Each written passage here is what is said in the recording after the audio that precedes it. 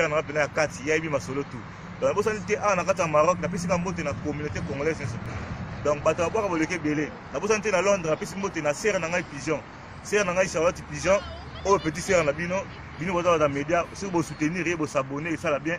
Si vous avez contact, dans Facebook, dans ma surtout Facebook, comment Sarah, comment Sarah Badi Banga. Donc, ça, serre dans un petit Sarah Badi Banga, la Facebook. Vous voyez comme ça, vous s'abonner à la page de Facebook, vous s'abonner à YouTube.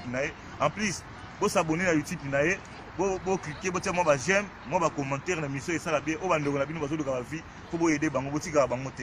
Donc, si on a un pigeon à Londres, il y a Ibrahim Nzambé à Nyonso, émission peut s'attendre, si tu peux s'attendre à Londres.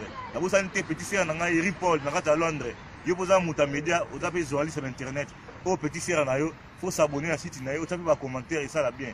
Maintenant, si vous avez une émission,